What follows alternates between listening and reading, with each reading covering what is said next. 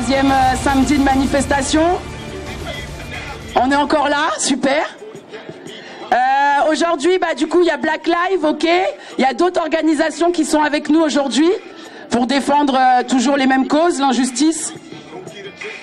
Donc je vais leur laisser la parole tranquillement et puis éventuellement on va commencer un petit mouvement vers la rue des Minimes. Voilà. Et puis pour pas changer, pas de justice, pas de paix, pas de justice, pas de paix, pas de justice, pas de paix. Donc nouvel appel aujourd'hui dans le cadre de l'appel national des marches pour les solidarités, et puis deuxième aspect qui est la journée, le 20 juin, c'est la journée internationale de solidarité avec les migrants. Donc moi je vais aussi commencer par ça, pour après parler des sans-papiers. Donc journée internationale des migrants, quelques chiffres pour bien voir les désordres du monde. 2020, 80 millions de personnes sur cette planète sont des personnes déplacées. Sur ces 80 millions, vous en avez 34 environ, ou 35, qui sont des jeunes mineurs ou des enfants. Voilà. Ce chiffre a doublé en 10 ans, ce qui est révélateur des désordres profonds du monde. Désordres profonds qui sont bien entendu la première chose qu'on va voir, qui sont les zones de conflit, puisque on peut dire par exemple le premier pays avec ces conflits en dehors de la Syrie qui est assez près, c'est l'Afghanistan, qui reçoit toujours autant de demandeurs d'asile. Le bilan des demandes d'asile, c'est à peu près moins de 1 demandeur d'asile sur 4 obtient l'asile. Si vous en avez moins de 1 sur 4 qui obtient l'asile, vous en avez 3 sur 4 qui n'obtiennent pas l'asile. La caractéristique, c'est que si vous prenez les différents pays européens, vous avez tout simplement des taux d'acceptation des demandes d'asile qui sont très divers d'un pays à l'autre. Autre chose aussi, je porte la voix de la Ligue des droits de l'homme. La Ligue des droits de l'homme, une vieille association de 1898 qui s'est dressée à l'époque contre l'injustice que subissait le capitaine Dreyfus, qui était juif. Et dans une de ses résolutions de congrès il y a 3 ans, la Ligue des droits de l'homme a réaffirmé que la lutte contre le racisme ne se divise pas. Et d'ailleurs, je vois avec joie que l'appel qui est lancé aujourd'hui, c'est bien une lutte pour l'égalité, l'égalité de tous. Et que, à ce sujet, il est toujours préoccupant. Et je voudrais par là donner le témoignage qu'avait dit Frantz Fanon, que tout le monde doit connaître ici. Frantz Fanon avait dit: quand on dit du mal d'un juif parce qu'il est juif, tendez l'oreille, c'est à vous que l'on s'adresse, tous. Du coup, notre cher président a dit qu'il était fier de son histoire. C'est ça? Il est fier de ses années d'esclavagisme, de ses années de colonialisme. Je vais vous poser une question, puisqu'on est fier de notre histoire. Est-ce que l'avenue d'Hitler existe en France? Ah, je sais, ça fait saigner vos oreilles, mais est-ce qu'elle existe? Hitler ne fait pas partie de l'histoire française? Aujourd'hui, il est clair qu'on demande à ce que toutes ces icônes historiques soient déplacées dans des musées. Qu'on arrête de marcher dans les rues face à ces icônes historiques. La place est dans les musées. Ouais, bonjour. Mon drapeau ne veut pas rester déplié. Christine de l'Union communiste libertaire. Je vais faire bref, mais moi c'est vrai. On est venu ici sur l'invitation à la campagne des EGM. Nous sommes ici pour demander la fermeture des centres de rétention administrative, ces prisons encore plus maltraitantes que les vraies prisons, pour demander un logement confortable pour tous et toutes, réfugiés dans la légalité ou non. Cette exigence, nous devons l'avoir pour toutes les personnes dans toutes les situations. Nous demandons la régularisation de toutes les personnes sans papier qui vivent dans ce pays et plus généralement l'égalité des droits.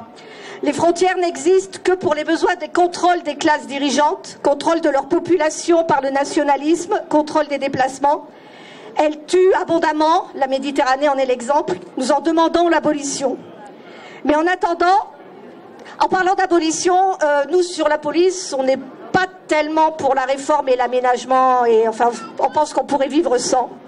Mais en attendant, toutes les personnes qui vivent ici doivent avoir le droit d'y rester et d'y exercer l'activité professionnelle de leur choix. Gentilles ou méchantes, honnêtes ou pas, sympas ou pas, toutes ont le droit de vivre ici inconditionnellement.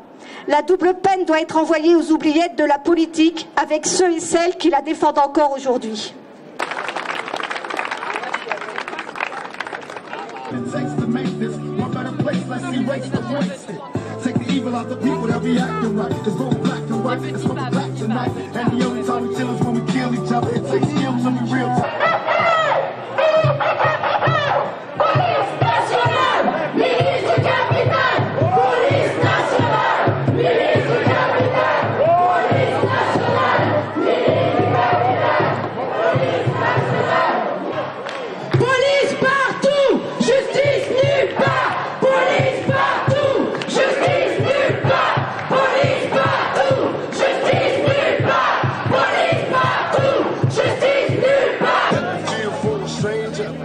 On est tous réunis pour une bonne cause. La différence, l'indifférence.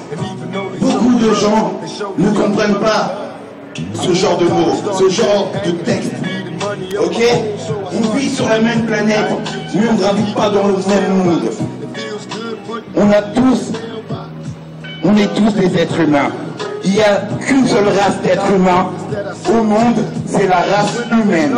Peu importe que tu sois black, blanc, beurre, jaune, rouge, toutes les couleurs du monde, il n'y a qu'une seule race dominante, c'est la race humaine. On est tous nés en Afrique. Oui ou non? Oui ou non? Ok. Et moi ça me choque. Moi qui suis né au pays, je suis né en Haïti. Ok? Je viens de loin. Je sais ce que c'est que la douleur et tout. Mais je ne m'imaginais pas, en arrivant en France, à connaître certainement ce genre de discrimination. Parce qu'on te juge le fait que tu sois noir pour les racistes, sinon que tu baisses. Au contraire, moi je suis fier de ma couleur, soyons fiers de nous. On vit ensemble, on marche ensemble, et au final, on va tous dans la même direction. Oui ou non? Oui ou non? Bonjour à tous. Donc, mardi, j'étais aux Invalides en tant que strict médic, comme d'habitude. Et à la fin de la manifestation, nous avons pris la direction du Quai d'Orsay. Quai d'Orsay, sur notre gauche, 2 camions de policiers. 5 policiers en tout, 2 baqueux, le reste en tenue, sans aério. Une dame passe en vélo, il se moque de la dame qui passe en vélo. Une autre dame lui demande à un officier de police quel niveau scolaire faut-il pour être policier. Le policier lui répond le bac de ta race, devant moi. Donc je ne laisserai pas l'affaire là. J'ai eu un compte avec le policier. Je vais aller jusqu'au procureur déposer une plainte. Alors, que les syndicats de police nous disent il n'y a pas de racisme dans nos rangs, si. Je suis désolée, j'ai vu les pages Facebook. 30%. Il y a 17 100 policiers adhérents à ces 2 pages, donc ils ont la même opinion. Si j'ai pas la même opinion, je ne me mets pas dans un club. Eh ben eux c'est pareil. Donc ça veut dire qu'ils ont les mêmes opinions. Donc lundi, j'irai au tribunal déposer une plainte auprès du procureur pour racisme.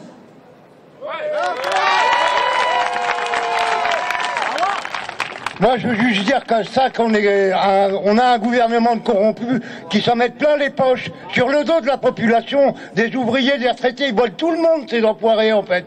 C'est à eux qu'il faut faire la guerre, pas entre nous. À eux, faut faire la guerre. Macron premier devrait aller en tôle et toute sa suite avec. Hein. Ça suffit là, la vaisselle à Versailles et tout ça sur le dos du peuple. Une bande de voleurs que vous êtes. Pas de justice! Pas de justice!